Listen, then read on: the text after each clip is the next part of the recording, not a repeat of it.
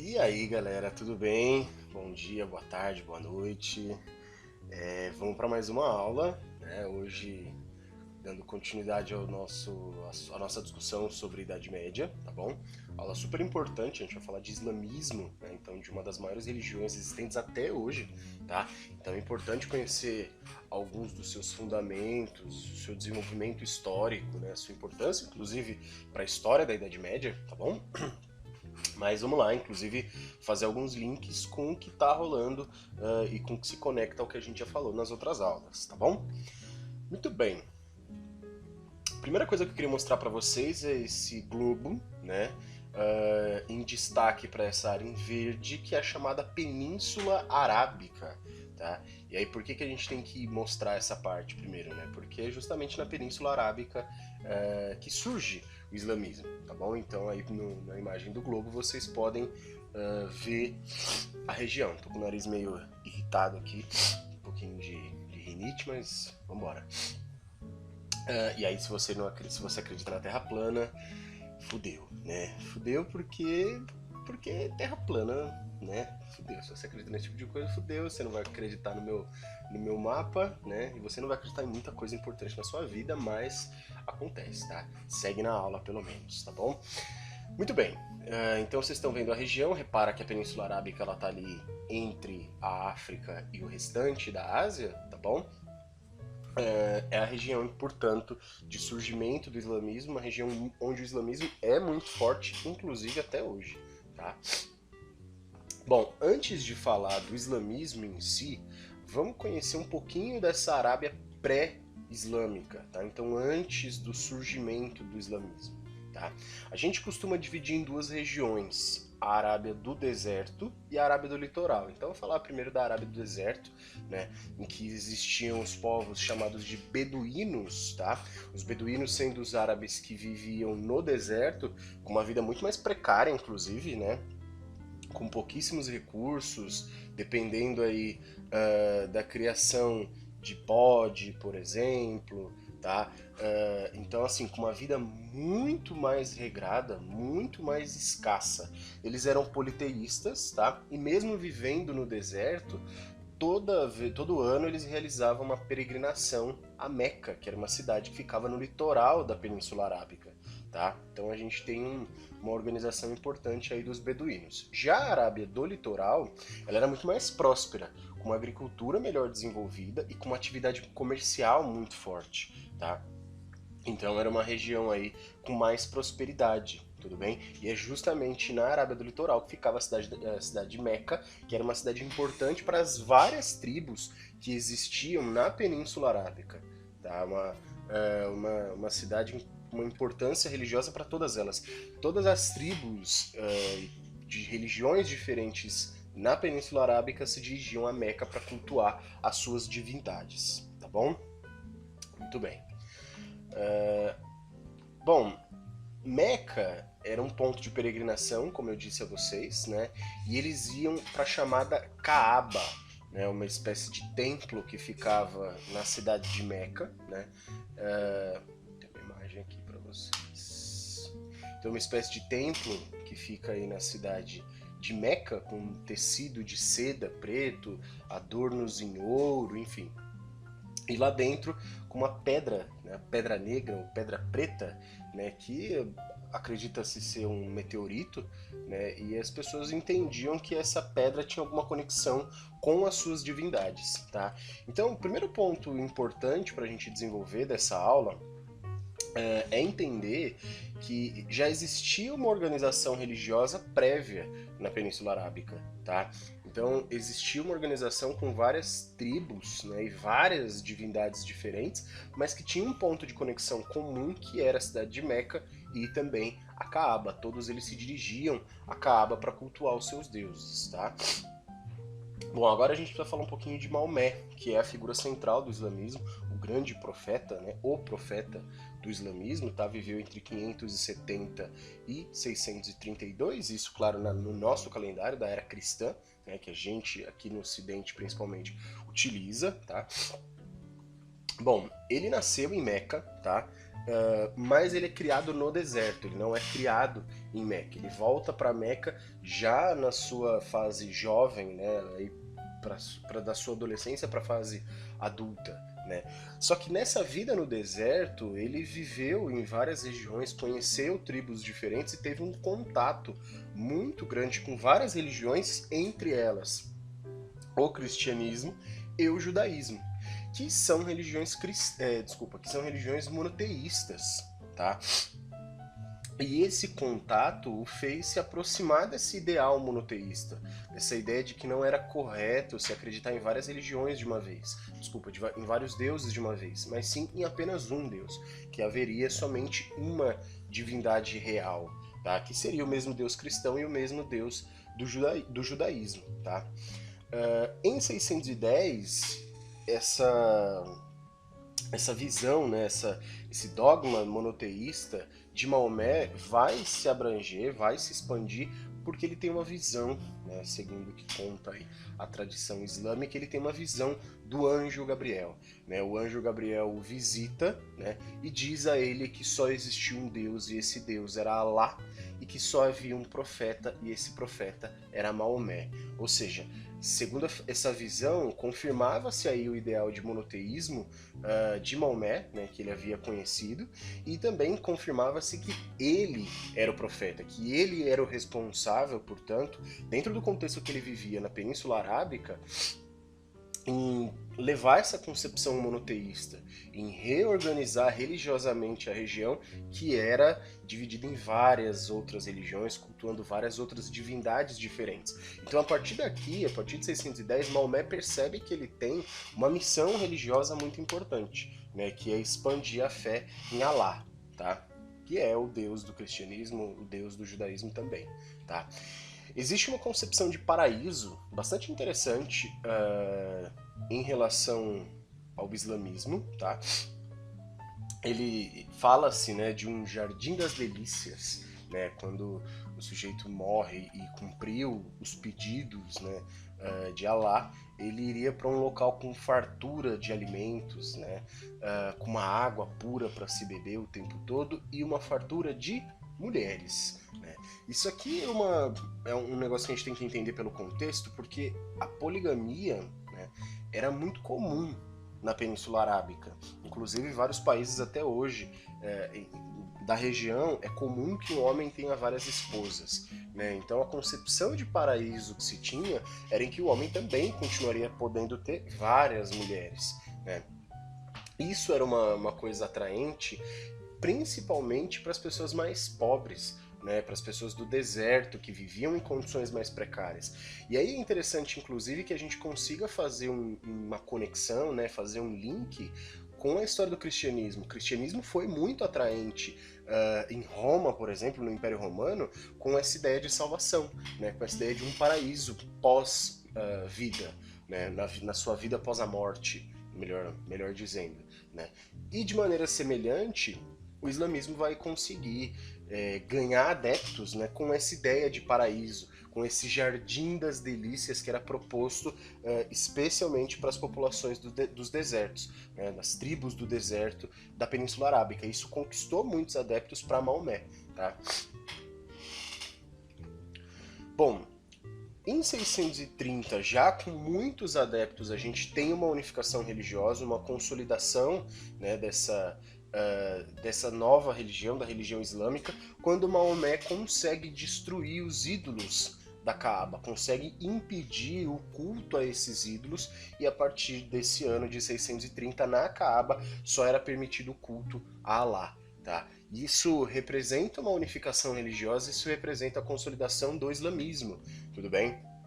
Um momento, portanto, em que o islamismo vai construir uma unidade muito forte na Península Arábica, na região em que ele surge, portanto, enfraquecendo os cultos às outras divindades, tá?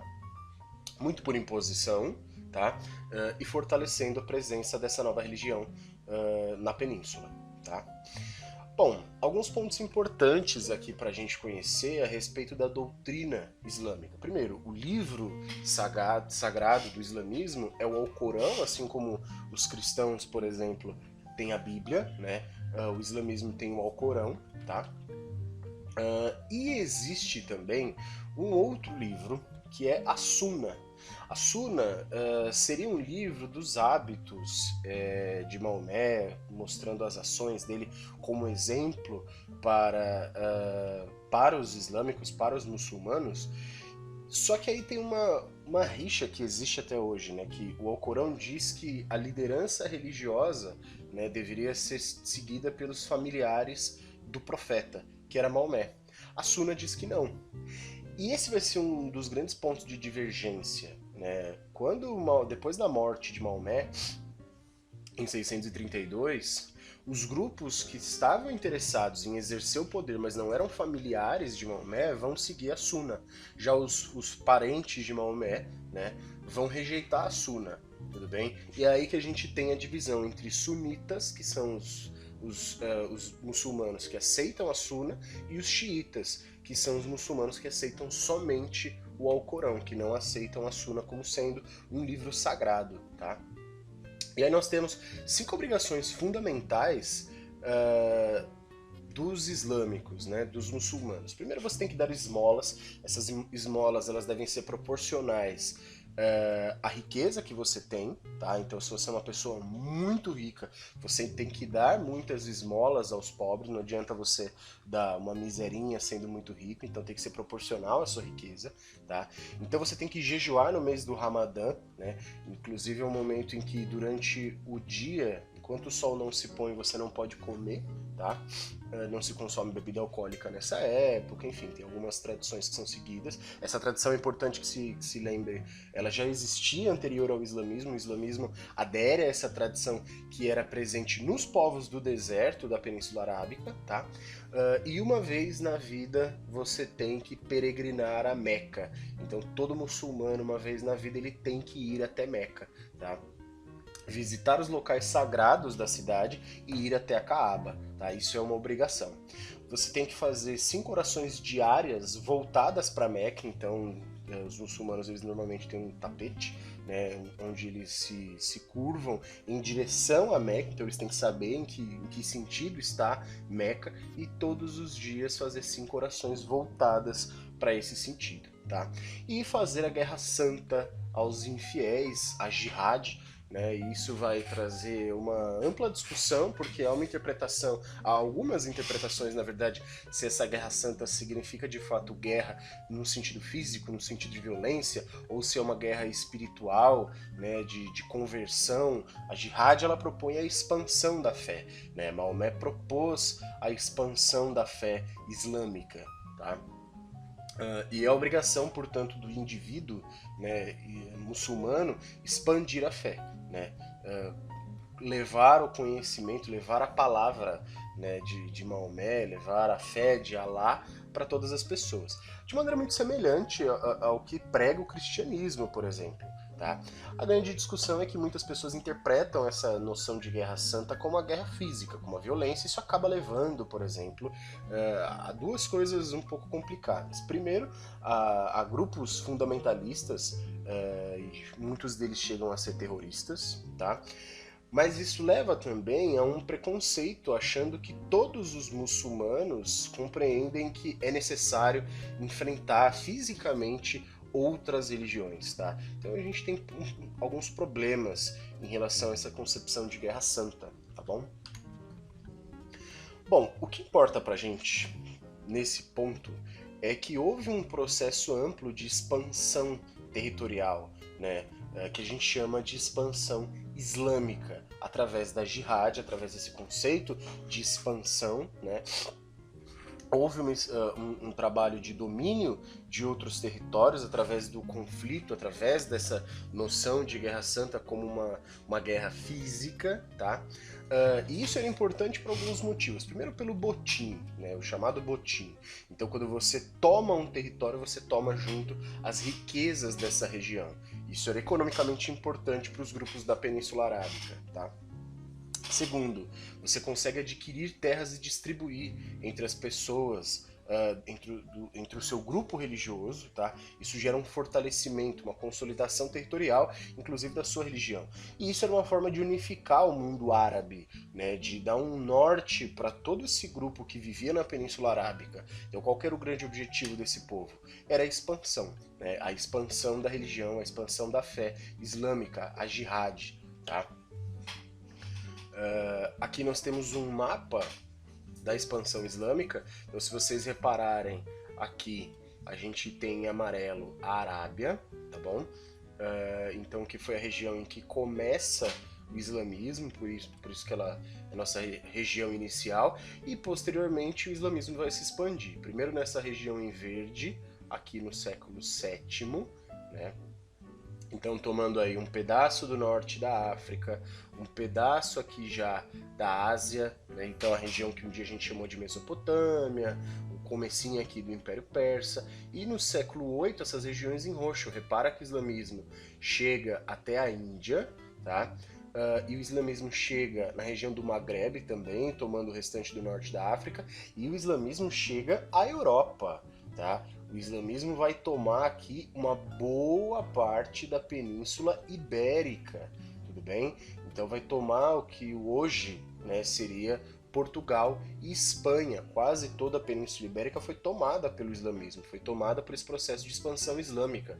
Isso, portanto, forma aí o Império Islâmico. Então reparem que a gente tem um território imperial enorme, né, que vai do Oriente ao Ocidente, né? Inclusive vai exercer um domínio muito grande, por exemplo, no Mar Mediterrâneo, nas rotas comerciais do Mar Mediterrâneo. Tá?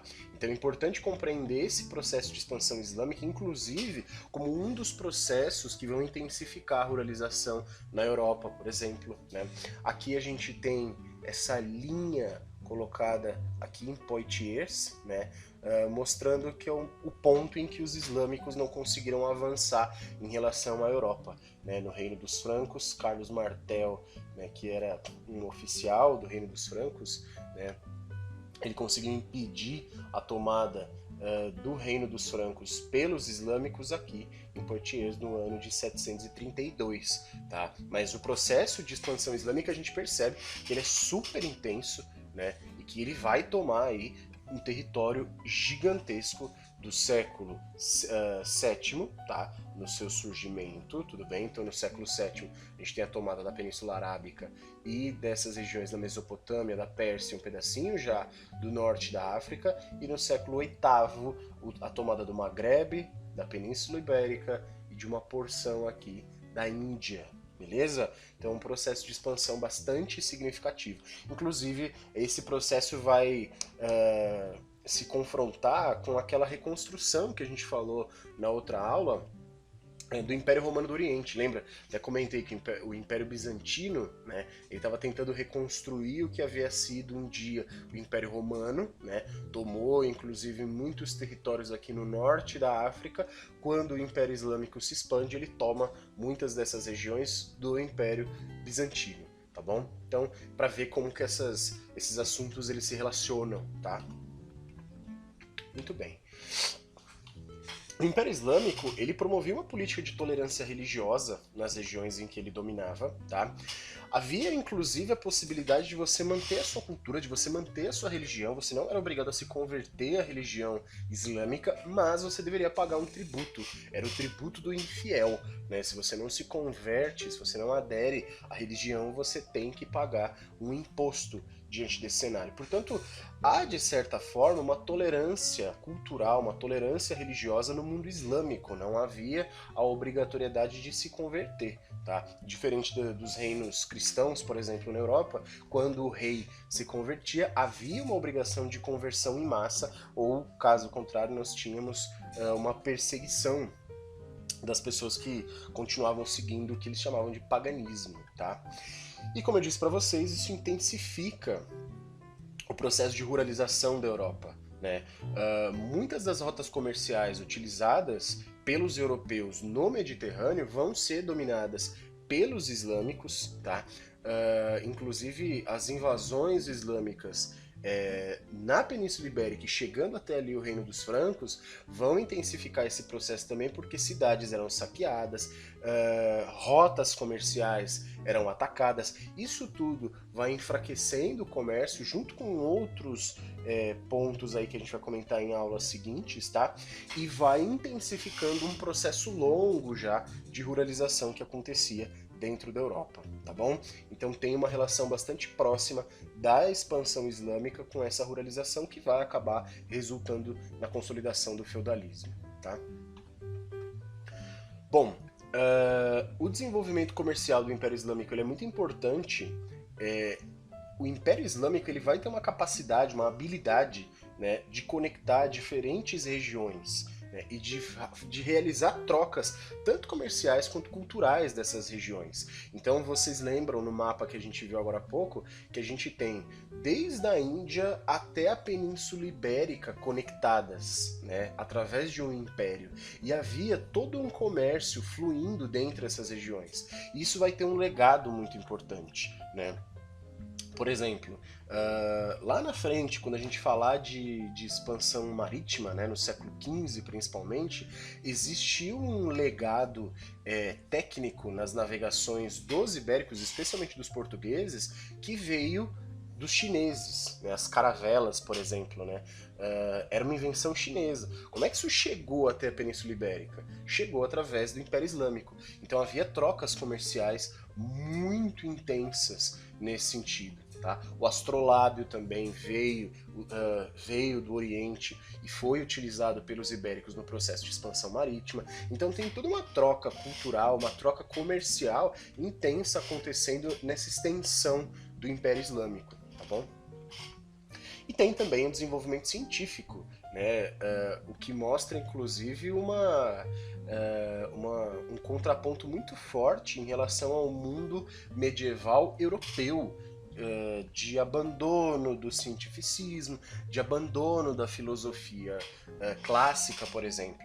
Né? No caso do Império Islâmico, a gente tem grandes desenvolvimentos na astronomia, na matemática, os algarismos arábicos que a gente utiliza até hoje, por exemplo, a química, a física e a medicina. Tá? Todas essas áreas se desenvolvem muito dentro do Império Islâmico. Então, era uma conexão muito interessante de um império que era baseado na religião, né? Então o que justificava, o que legitimava esse império era a religião, mas que nem por isso deixava de desenvolver a ciência, deixava de desenvolver um conhecimento científico, tá?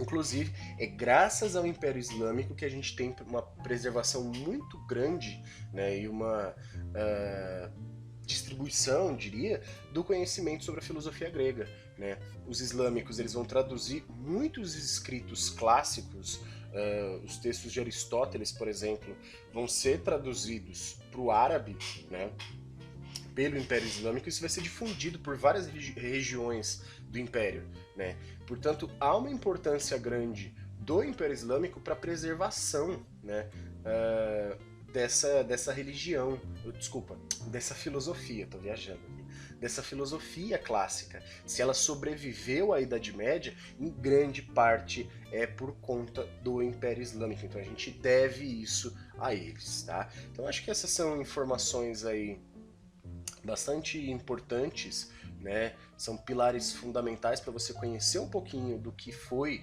o Império Islâmico, do que é a religião islâmica, do seu desenvolvimento histórico, né? E agora a gente, para finalizar, a gente resolve um exercício, tá lá aberto no plural, tá? Você pode acompanhar esse exercício na página 329, tá? Da sua apostila 2. Então vamos lá. Então, Karen Armstrong, nascida em 1944, foi freira durante 7 anos. Ao deixar sua ordem em 1969, bacharelou-se em literatura e tornou-se destacada comentarista de assuntos religiosos. Leia o que ela escreveu acerca das relações entre Maomé e a guerra. No Ocidente, Maomé muitas vezes tem sido apresentado como um caudilho que impôs o islamismo a um mundo relutante pela força das armas. A realidade foi muito diferente. Maomé desenvolveu uma teologia da guerra justa, no Corão com a qual a maioria dos cristãos concordaria e jamais obrigou alguém a converter-se à sua religião. Na verdade, o Corão é claro ao dizer que não deve haver compulsão em religião. No Corão, a guerra é tida como detestável. A única guerra justa é a guerra de autodefesa. Às vezes é necessário lutar para preservar valores decentes, como os cristãos julgaram necessário lutar contra Hitler. Então ela faz uma comparação, né, mostrando que existe uma discussão em torno disso, né, em torno dessa noção de guerra que a gente fala, de expansão, tá? Jihad, traço cultural da religião islâmica, pode ser traduzido como um esforço, uma luta para se conquistar a fé perfeita. No mundo ocidental é comum considerar que jihad significa exclusivamente guerra santa. Essa distorção é frequentemente fundada nos efeitos políticos e psicológicos provocados pelos ataques terroristas sofridos pelo Ocidente em nome da religião islâmica. No entanto, diversos teóricos afirmam que os atentados são resultado de uma interpretação equivocada que alguns grupos fundamentalistas fazem do Corão e que não representa a comunidade muçulmana ou árabe como um todo. De que forma o texto de Karen Armstrong se posiciona em relação ao tema? Por que o termo jihad se confunde com guerra santa? Bom, a Karen Armstrong ela mostra pra gente, portanto, que essa concepção de guerra física que a gente falou, né, ela pode ser uma má interpretação, né, porque a jihad ela fala pra gente de uma expansão, como o diz aí no enunciado, a luta para se conquistar a fé perfeita, né? Então expandir a fé islâmica, tudo bem? Portanto, não há necessariamente uma relação com atentados terroristas ou com a guerra propriamente dita, como muitas vezes nesse mundo ocidental que a gente vive é colocado como algo estabelecido, tá bom? Então é isso, fiquem atentos que vai ter uma atividade para vocês desenvolverem sobre esse assunto, tá? Para entregar, beleza? Prestem atenção na aula, tá bom? E é isso. Bons estudos para todo mundo, beijo para vocês, tô morrendo de saudade e é nóis, falou!